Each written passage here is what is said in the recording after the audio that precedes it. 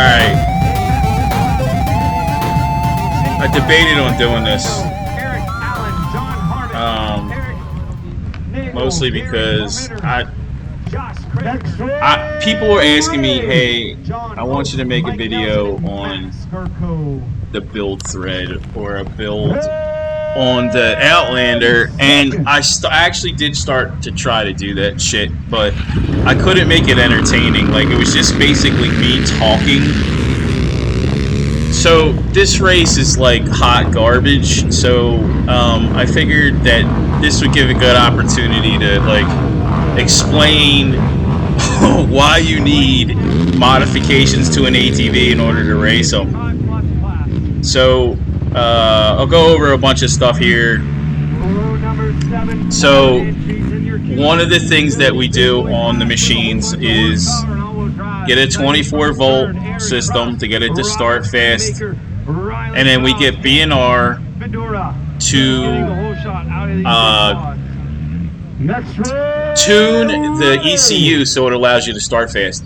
So right now I can't pin down the accelerator and start the quad, because if you do a couple of things like that, it'll put the quad into limp mode. For instance, if you try to start the quad at wide open throttle, it'll go into limp mode. If you try to brake and throttle at the same time, it'll go into limp mode. Like, it'll say like PC load letter and shit. So this is the very first time I'm riding this thing. I am on beat to death C-class shocks. I probably would have been better off just racing on the pogos and the 14-inch wheels. I am bottoming out in the field section with these shocks I have on here.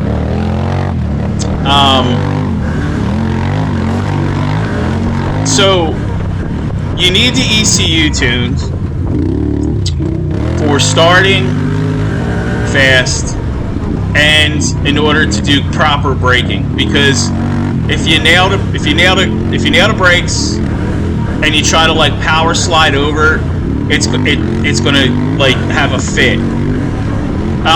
The other thing that I should essentially talk about right now is the newer quads have this intermittent fucking throttle retard, or they call it engine braking.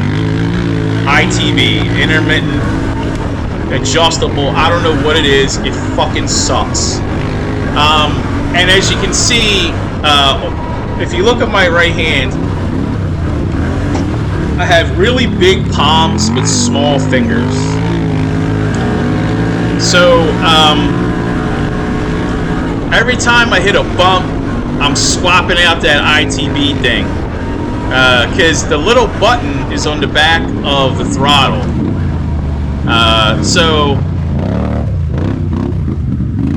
And then, oh, this. 5 minutes later. So, fun fact is, aftermarket A-arms and shit, that helps your turning radius. I don't know if the Outlanders are different than the Renegades, but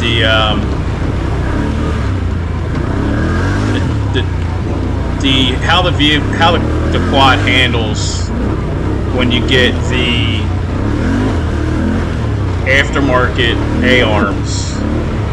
I don't know if you can hear me grunt when I slam down on that. The aftermarket A-arms adjust how the quad handles and turns, how it performs in the field sections.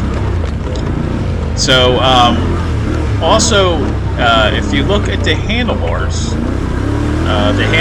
look like they're made for, like, large children or women.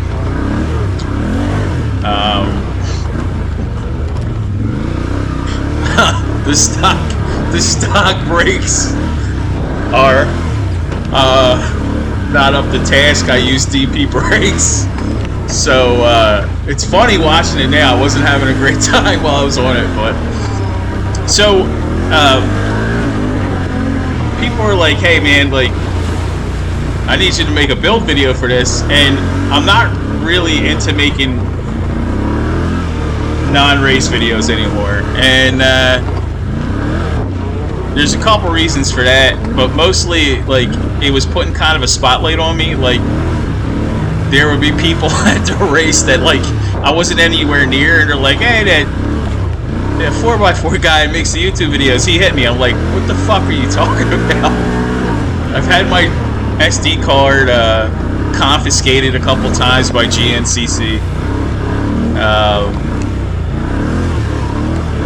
It's not fun, you know. But like I said, I was trying to think of a way to make, you know, if you want to talk about building a GNCC quality quad, there's a lot to go into it. And I wrote some shit down. So I'll start from the bottom up, okay? So I like to run O-bore tires. I like the Ripple. I feel like they're the best tires made. They're at a reasonable price. It disgusts me that they're made by China, and there's really nothing I can do about that. You know, if ITP wants to hit me up with a sponsorship, then thanks. But otherwise, I gotta do. You know, I'm not a millionaire. So, real quick, I'll tell you what about this track, man. The video is not showing it, but this is one of the worst whooped out. It was like a sand track, but in the woods. It was this track's in bad shape. Credit goes out to Niowa guys, but this was worse than some of the Niowa tracks I raced.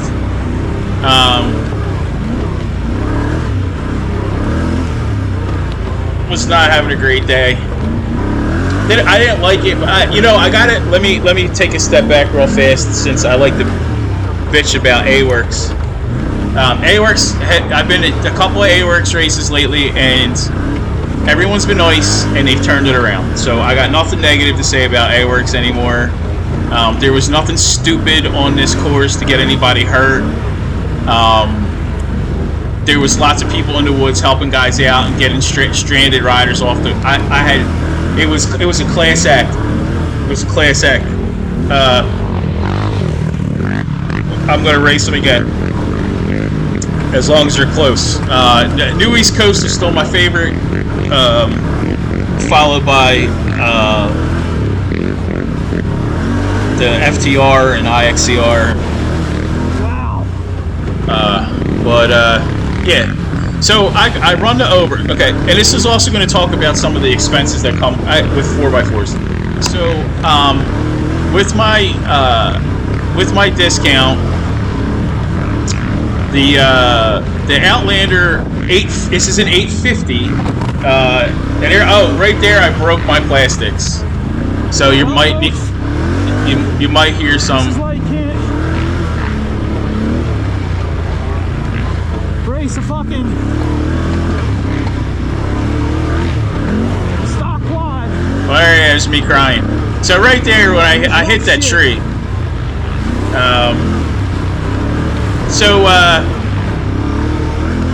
The quad was like 10 grand US dollars.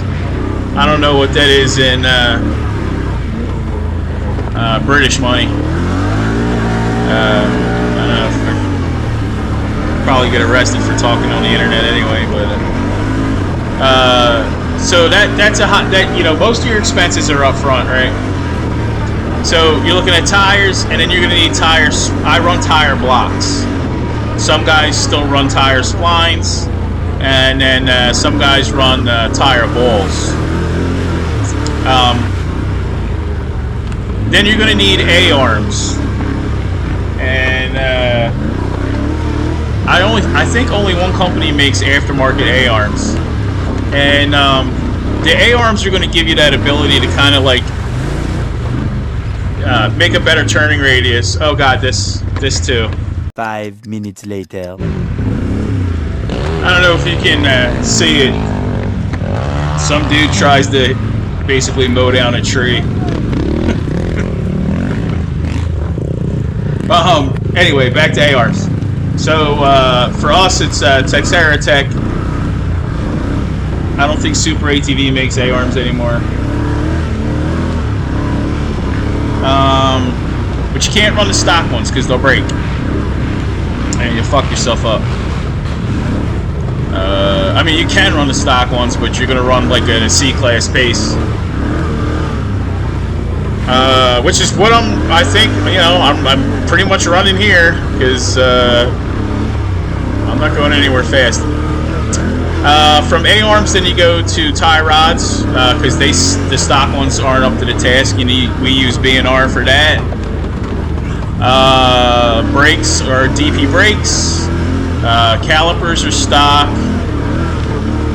The brake calipers are stock. Brake rotors are stock. However, we add a fourth brake rotor and caliper, as Can-Am no longer gives you 4. I think it stopped in 2019. Master cylinder's the same, except I run a, because I have little baby fingers, I run an aftermarket master cylinder that Seegers supplied me with. That took a little bit of an adjustment, but you know, we got it right. I'll tell you that the Outlander allows for the foot brake to be used much easier. If you've seen my GNCC quad, you'll see that it has a little bit of a weird foot brake. But I think I'm just going to kind of make my own foot pegs from now on. As I said earlier, I broke all the plastics on the rear of my Outlander. And what was funny is when I posted on my Facebook the broken like shit, you know, that's on my quad, everyone was like, "Yeah, you need to trim them."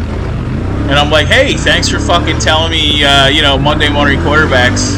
Thanks for telling me that shit. You know, this is information I could have used yesterday." Going up from there, you need to remove the racks, and you need to trim your plastics. How you do that, I'm going to find out later tomorrow, I guess, when I start cutting these things apart.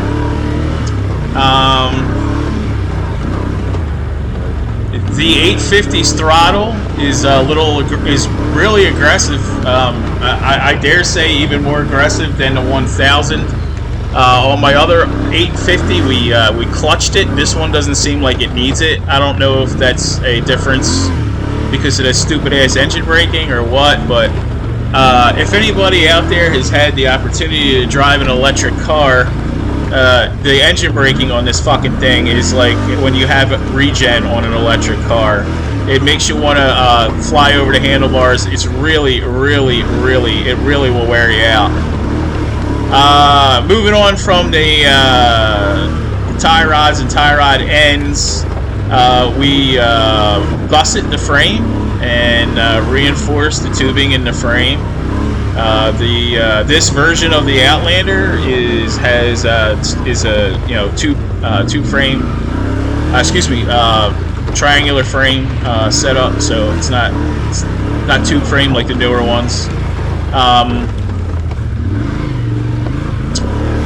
I can't tell you how much it weighs. It seems like it weighs, you know, somewhat way lighter than the other ones that I've raced before, but I don't know. I've gotten used to my 1000. Reinforce the frame. What else do I have here? If you have a Renegade, you need to reinforce the rear diff. However, the Outlander comes with a like a hitch, and you can just kind of like leave that on there. At least that's what I'm being told. Wheels. The wheels on my quad today are used up tires from earlier in the year racing with 12-inch rims. The Outlander comes with a 14 staggered setup. If anybody needs some stock Outlander wheels, please let me know. They're for sale. along with racks and the headlights and taillights. Take those out. I also took out the little box that holds like all the shit in the back of it. I probably took out about 7 to 15 pounds worth of crap off of this thing, so every little bit helps, I suppose. Where are we at here? Let me look at my paperwork. All right, so we're oh yeah, wheels. So if you're gonna, yeah, there's a couple of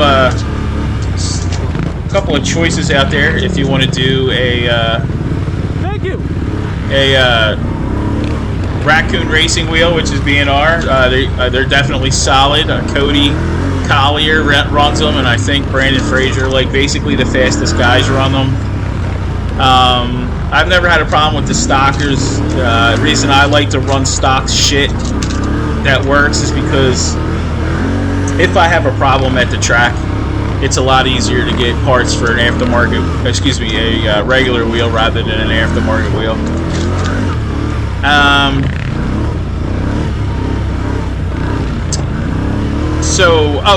So suspension, right? So, okay, so you really have 3 choices. Well, 2 actually. You can go ahead and try and run stock shit if you want to.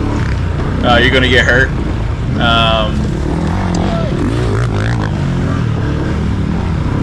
You can do revalves, of which there's B&R and DeRisi.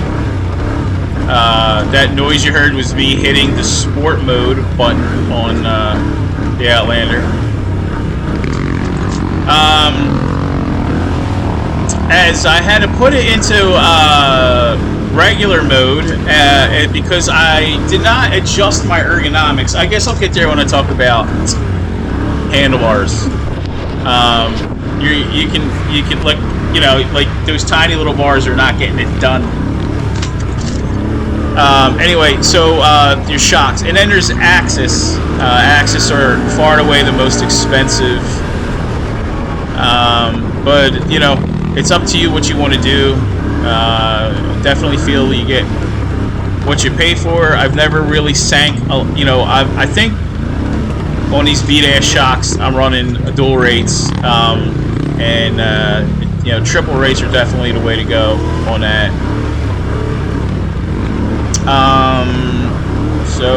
And then you want to get some radiator protection.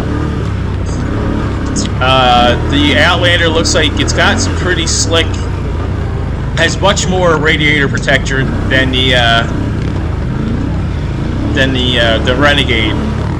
So usually we you know, I put a little screen over the front of it. Checo bumpers, front and rear, front bulldozer bumper, and then the rear intrusion bar. Also, one of the vulnerabilities of these quads here is that they have a like a water pump neck that's a little like in a vulnerable position. So we go ahead and we grab the Checo water pump protector thingy.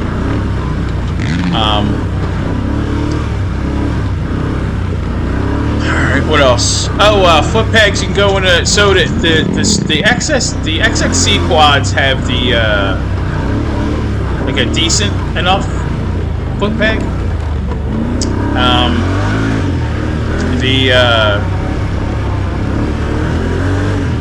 The Outlander does not, but I kind of like that.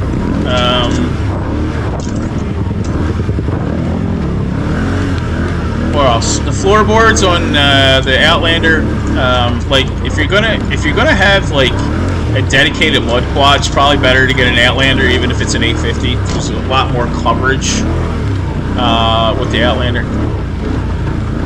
And again, I'm sorry about the pace I'm maintaining here. There isn't really much I can do with these shocks. You can't hear it, but basically the quad is slamming into the ground the entire time. In fact, I had a hell of a time washing this quad with the amount of mud that was dug into the stock skid plate. Speaking of skid plates, you're going to want the KMK off-road skid plate that goes on the bottom of the quad. It's made of a plastic material, 3D, like I don't know what you would call it, but it makes it slide over rocks and stuff real well. I've heard guys say that aluminums are just as good. That's fine. I'm not going to argue with you, but I tend to like the little plasticky things.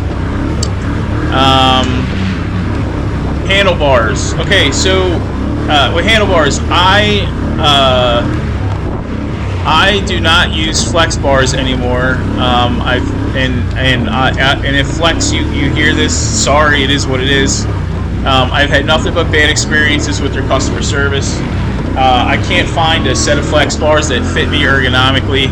I've tried to call them and talk to them about, what we can do to kind of help my situation out, but I never can get a call back. I mean, hey, I only run GNCC, Anyway, I'll get off topic. So, I run the XC gear. If you look at my other videos, I feel like the XC gear setup is one of the things that helps me improve the most over the last couple of years, as I've been able to switch bars to my liking instead of being stuck with the same old bar low, 20, 14 degree sweep, whatever the hell they call it.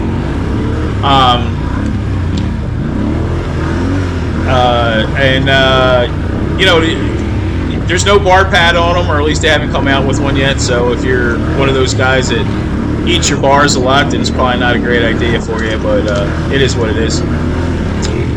Moving on to, you're going to need an aftermarket air filter. Not only because these beasts run better when they can breathe, but also because of the amount of schmutz and dirt and crap that gets into the air filter. So, one thing about this track is there is no place to pass. This is Aaron in my class, and I'm only here to shake down a quad. I'm not going to be like,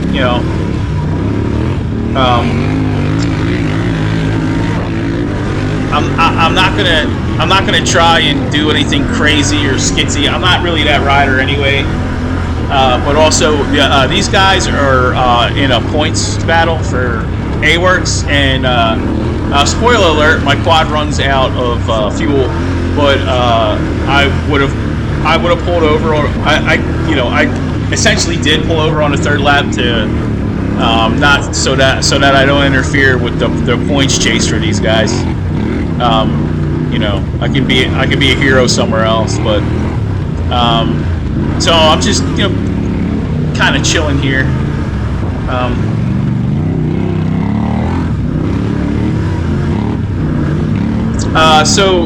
Seat latch. You're going to need an aftermarket seat latch because the stock seat will eventually break. The design is kind of dumb. It's these two pegs that fit into these little plastic slots. The clip is not up to task. It either breaks or it slips off itself because of the way it flexes.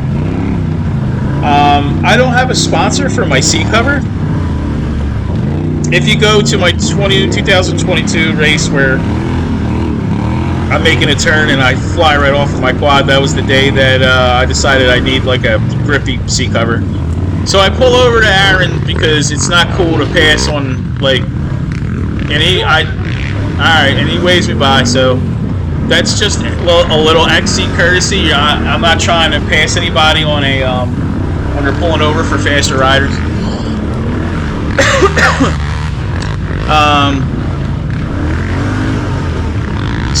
Seat covers. I'm not married to a seat cover company. If you got one, good for you. I've heard the ones on Amazon are the bee's knees anyway. I do, much to Seeger's dismay, run a aftermarket battery. I feel like the lighter you can get these, the better. I run one of those lithium batteries. I use Shirai. They generally will only last about a year and a half, but they give me a pretty deep discount on them. And then they have a lifetime warranty. Let's see.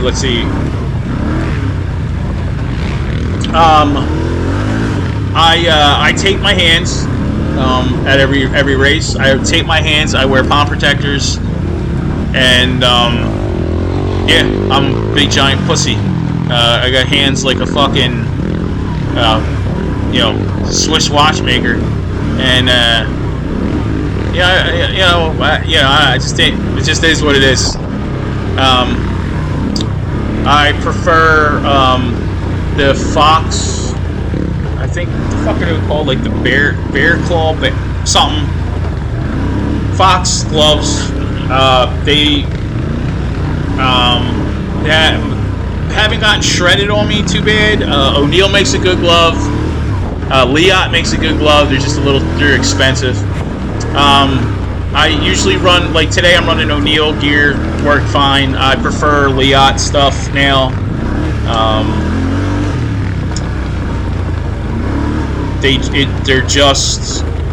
It's just more comfortable. And they clean up better.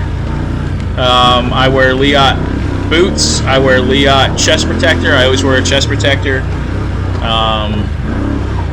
Even when it's hot, I wear a neck brace, Leot, and today I'm wearing a Leot helmet, but I've recently switched to Fly, only because the Leot helmets are a little too tight on my face with the cheek pads, but I usually run a Leot at locals, and they eventually loosen up. They fit me fine. Like, I like the older versions with the smaller profile helmets, but they stopped making them. I haven't found a bladder pack that works good for me. I was using a Leot and it sucks. It's failed me a couple of times. I'm switching right now to an Ogio or an Ogio, however they call it. I used to run this really cool thing, I used to run a Camelback on my back instead of like the bladder pack, but I could never really get like a system down. So right now the quad's beating me up. I'm slowing down the pace. I'm in second place. I don't have any idea where first is. I'm not trying to catch them. I'm trying to kind of learn how this thing works. It took me almost a full lap to kind of get used to it. Where are we at here? Took the headlights, taillights out. Oh, exhaust. So I'm not married to a company when it comes to an exhaust. I used to run an Empire, and that didn't work out so good. I used a Yoshimura, and that was really good. I liked the sound of it. Didn't beat my ears up. I will tell you that the Outlanders have an exhaust that goes straight out the back of it, and that works real nice on your ears. So if you're a Renegade guy and your ears are getting beat up by the exhaust, which does happen, then switch to one of the Outlander exhausts. It fits right in. What else? The Checo plastic protectors. So there's these little metal ears that go underneath and hold the plastics up. They're crucial. Doesn't give you that flippy floppity plastics when it's really, really muddy.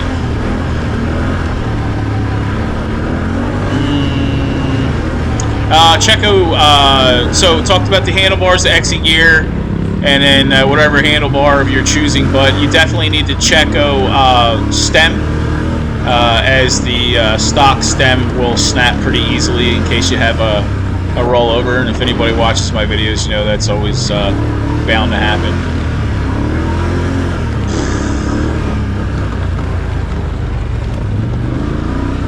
What else? I know I'm probably forgetting something. I run stock belts. I don't think I'll be putting a spring in this one. It's aggressive enough. I don't touch any of the internals. Just really,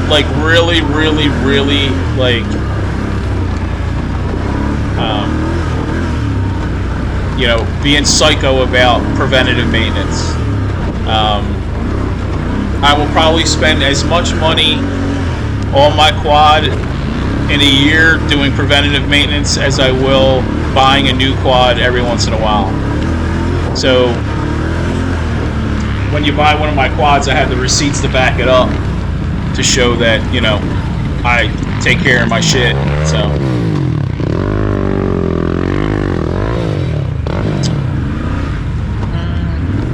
where are we at here?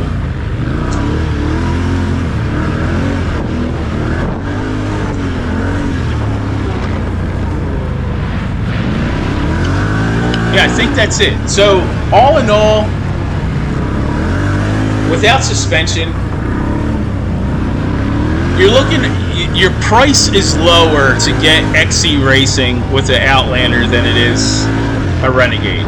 The only benefit of having a Renegade really is the suspension, but you pay for that when you buy an XXC. So,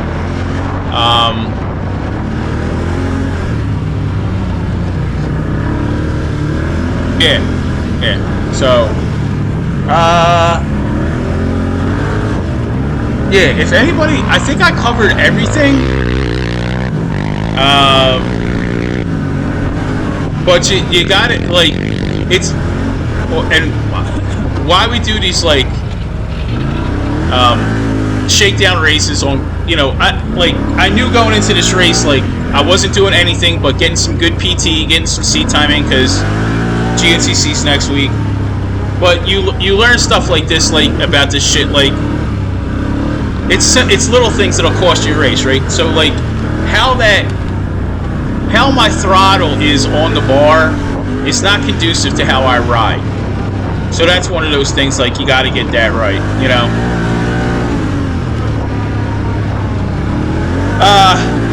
You know, the handlebar sweep, it's not conducive to how I ride. You know, it's too short for getting, like, in the tight turns.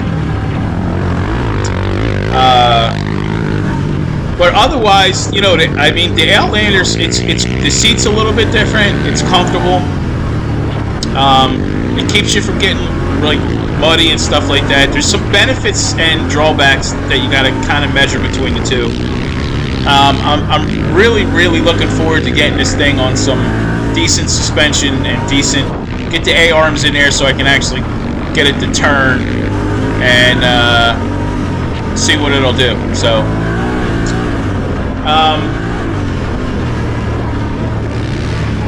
anyway, I'm coming up to the end of, I think this is the end of the lap. So, I will tell you that it's plenty fast. Like, it'll get up. Especially in sport mode. I have it in normal mode here. But you can see that you can see that thing. That quad is boom. Like, you can see the quads, you know, leveling out on the ground. It's bottoming out. So those shocks are almost dangerous at this point. So anyway, all right. Well, that's the first lap. Nothing too exciting. There's more, just more drama on this lap. So there's really not too much to see. You got to see what basically the whole track was about. I would not recommend, like, this was a 5-hour drive for me. I would not recommend driving 5 hours up to this course. If you have a drop in your season, this would be it. This and Red Bank. A couple of the other AWRCS races were decent. So if you have any questions, put them in the comment about what, you know, I'll give you my voice. It's, you know, it's free. It's up to you whether or not you think it's good advice, but it's how I set my shit up. And there were no videos like this when I started. I would have told people never to buy a Polaris. I still can't believe that there's people overseas that race a fucking Polaris. Especially with the expense. If somebody would have told me, you know, like, hey man, don't run a Polaris, you're fucking crazy, I never would have ran it. So, you know, I would have bought a fresh Renegade and started fresh, or a fresh Outlander at the time. So, You don't need a 1000 to do XC racing. It kind of helps, but if you're just starting out, an 850 Outlander will do you just fine. There's plenty of fast guys on the 850 Outlander. So, and then if you absolutely hate the ergonomics and the plastics on a Outlander, guess what? The only difference between the two are really the plastics and a couple of supports and shit like that. So it's not that expensive to swap from one to the other. So anyway, I've rambled on enough. If you have any questions, put them in the comments. I hope this was more entertaining than me standing there explaining to you everything I'm going to do to the quad. And yeah. So I will be taking this quad to the next round to swap it out with Seegers, and we'll just kind of go from there. So anyway, if you do decide to race, stay safe, and thanks for all the support.